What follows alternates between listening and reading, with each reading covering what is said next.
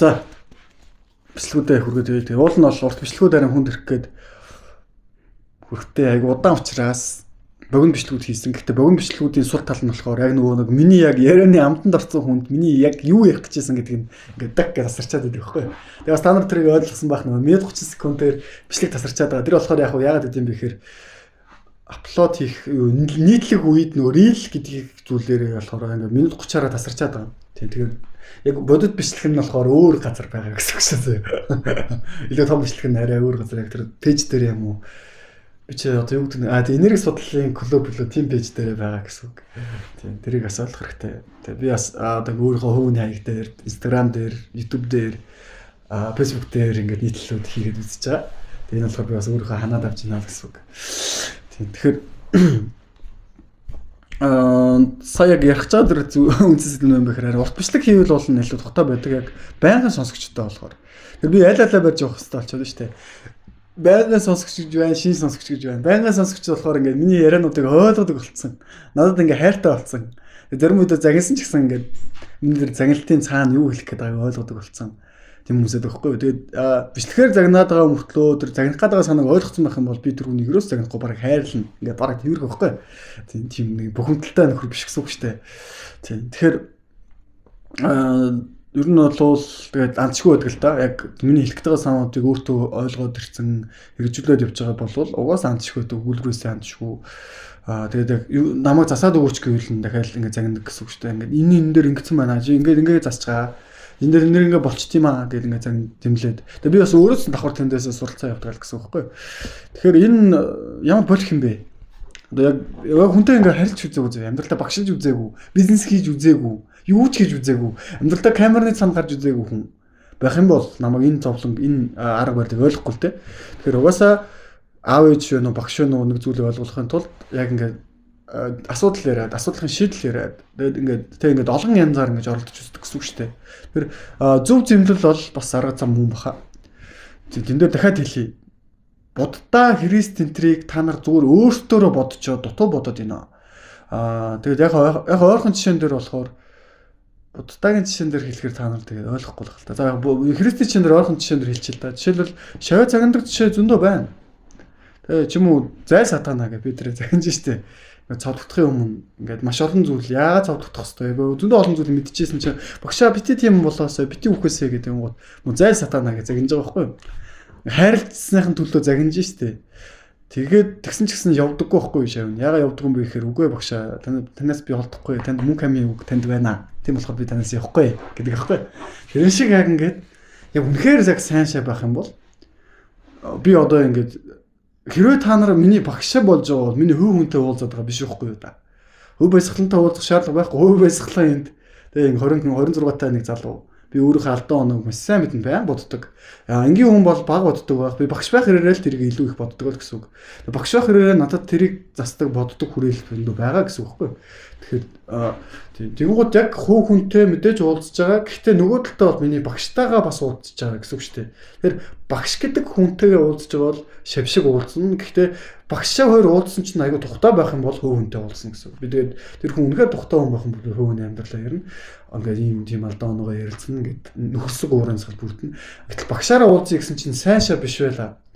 Тэгвэл би шахахаас аргагүй болно. Зэмлэхээс аргагүй болно. Тэгээд жижигүүлээд тэг буцаагаад ингээд өрөхөөс аргагүй болохгүй. Тэгээд тэгвэл би тэр хүнд ийм тухгүй хүн байх юм бол би хүний амьдралаар ярих шаардлага байхгүй. Тэг нөхөсөг байх шаардлага байхгүй. Зайгаа авна. Ийм харилцаа бол нийгэмдэр байдаг, байнга л байдлж байгаа харилцаа байхгүй. Тэгэхээр яг ингээд та нар гурван зүйлийг ялгаж сурлах хэрэгтэй. Нэг нь багш хүн, нэг нь хувь хүн. Тэ? Нийгэмд амьдарч байгаа зүгээр нэг хүн биш тэ. Яг та нартай адилхан монгол хүн. Тэгээ энэ гурван үглийг хооронд нь битээ холиорой, битээ ингэ зунгаарлуулаарай. Би өөрөө яг ойлгох хүмүүстэйгээ холио харьцчихна. Би зарим хүмүүстэйгээ багш юм шиг харьцаж хагаад нөхөрсөг харилцаа бүрдүүлээд яг найз шиг болцдог хүмүүс байгаа.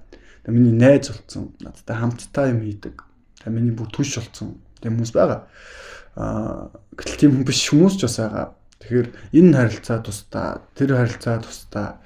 Харин би яг энэ багш гэдэг юм зөөрөө үнцэнтэй байх хэрэгтэй, үнэн байх хэрэгтэй гэдэг та нарт тоталдсон шүү дээ. Тэрэн дээр болохоор би яг одоо энэ жиж байгаа зүйлээ тасралтгүй хийсээр л байх болно. Тэгээ анх 18 наснда эхэлж байхдаа би 2 жилийн дотор арай амжилтанд хүрэх гэж бодоогүй. 20 жилийн турш энэ зүйлийг тасралтгүй хийнэ гэж бодсон байхгүй. Тийм болохоор энэ зүйл дотроо маш олон үйл ойлголцол. Гэхдээ үйл ойлголцол шиг маш олон зөв ойлголцол ч гэсэн гарч ирнэ гэдгийг мэдчихэж байгаа. Дээрэс нь энэ цаг үе өөрчлөгдөж байгаа хэрээр хүмүүс илүү эрүүл мэндийг хайдаг, илүү зөв сэтгхүүтэй, илүү мундаг болох хэрээрээ үйл ойлголцол нь бага, ойлголцол нь их. Тийм урамсгал бүрдэж байгаа. Энэ бол аз ихгүй юу? Хэрвээ азгүй байх юм бол хэрвээ би 16 дугаар зуунд амьдарч ирсэн бол тий номдор байгаа шүү дээ. Кинем. Та насаа мэдчихэж байгаа. Би одоо олон удаа хэлээд байх уу. Тухайн үед тэр Петр Келтертэй уулзж байгаа. Тэр Петр Келтерийн номдор гэдэг хурандаа Брэдпорттой уулзж байгаа. Хэдэн настай хүн байлаа тий 300 гаруй настай. Тийм хүн байсан гэсэн үг. Тийм сонголтуудыг хийсэн гэсэн үг. Тэгээд Кинемд болохоор ойлголцож байгаагаас илүү үл ойлголцсныг их байсан гэсэн үг. Тухайн үед хэрвээ тэр 16 дугаар зуунд амьдарч ирсэн 1700-аад онд мэдлсэн хүн байлаа гэж үзье. Тэр хүн өөртөө ойлгоц хүн гарч ирэхийн тулд 300 жил хүлээх шаардлагатай. Бас хэцүү байгааз. Лазар би тийм биш. Одоо би эргээр бодож эхэлж штэ. Лазар яг үндэ тийм биш. Лазар би амар уцтай байхгүй. Яг тэгэхээр би одоогийн зүйлүүдээ хүмүүст ойлгуулцохын тулд би тэгж 300 жил зарцуулах шаардлагагүй. Магадгүй 3 жил зарцуулах байх. Тэгсэн ч гэсэн би тэгтээ ханахгүй гэсэн үг байхгүй. Ханахгүй байхын тулд хүн өөртөө тийм өндөр зорилго тавих хэрэгтэй. Тэг яг одоо энэ ярьж байгаа сэдв болохоор танарт бас яг юм зэг байгаа. Хийж байгаа зүйл байгаа. Тэндээсээ гэрэл болж хардаг. Тэр зүйл нь чамайг үнцэнтэй болгодог. Тийм зүйл байгаа. Тэгвэл тэр зүйлээ тийм гоё байгаараа эзэж бити ханаараа тэр зүйлдээ үнэхээр төгс суралцаарай гэж хэлэх гээд байгаа байхгүй юу? Тэг хүн болгон яг над шиг ийм бэлтгэлийн багш авлахтлаа биш. Тэгээ надтай уулзж байгаа тэр зүйл нь зарим хүн харин цагтаа байдаг. Аав ээж байдаг. Тэгвэл аав ээжигээ сайн хий. Тэгвэл би тэр зүйл дээр чинь туслах гээд байгаа. Хүүхдтэй амьд болж харагдах ч л туслах гээд байгаа. Тэрээс би багш болох гээд байгаа биш. Зүгээр багш болох түр шугамыг ч л дээшлүүлэх гээд сэтгэл зүйн хандлагын шугамыг. Тэгээ тэнд бол би ингээ гар бие оргоцохын тулд явж байгаа гэсэн. Энэ бол зөвхөн миний мэрэгжлийн онцлог байхгүй юу? Одоо тий мэрэгжлийн онцлогуд гэж байна шүү дээ. Хэрвээ бүх байвал ингээ өдөр бол хүнтэй нослон тийм үү? Би бол баг ингээ хүнтэй барилдахгүй аягүй удчихин. Тий би ингээ хүнтэй ингэр зөрүүлж ингээ хав золголог аягүй удаж байгаа байхгүй юу? Хичээн хүнтэй өссөн ч гэсэн. Мэргэжлийн онцлог шүү дээ. Эсвэл байцаагч хүн цагдаа хүн байлаа гэж үү? Эмч хүн байлаа. Өрөө та түргний эмч бол ер нь бол өдөрт нэлээд дүүхэл харах хаа. Яг тэр уулзсан хүн болгоно яварч чадахгүй шүү дээ. Цагдаа байлаа. За цагдаа хэсгийн төлөөлөгч биш үү? За ингээд задлан шинжилгээгч байлаа. Шүүх тий юу төлөө шүүх шинжилгээ гэж хэлээ. Шүүхийн хажуудлын нэг тийм газар байдаг шүү дээ. Задлан хэд ингээд дүнэлт хийдэг. Тийм хүн байлаа өдөр болгон хүүхэл харна шүү дээ. Уусаад мэрэгчлэн тийм юм чинь. Тий ингээд нас орсон хүн дээр очиж тэр нас орсон шалтгааныг нь олох ч юм чинь ингээд мэрэгчлэн тийм байгаа бол ингээд өдрөө харна шүү дээ. Гэтэл ч ерөөсөө одоо цэцэрлэгийн багш байлаа гэж үү. Бараг ингээд амьдралдаа ингээд хүчс харж байгаагүй ч хүн байж болно шүү дээ. Ингээд нас орсон хүн харж байгаагүй. Хэмжлэн мэрэгжлийн онцлогуд байна, зөрөөнүүд байна. Тийм. Гэтэ хүн болгонд адилхан давтагддаг голч гэж байгаа. Харин миний одоо хийж байгаа зүйл тэр давтагддаг голч дээр ч юм байгаад байгаа байхгүй. Давтагддаг голч бол амь нас шүү дээ. Эрүүл мэнд шүү дээ. Тийм. Тэгэд залуу байх, эрүүл байх. Тэ? Амьд байх.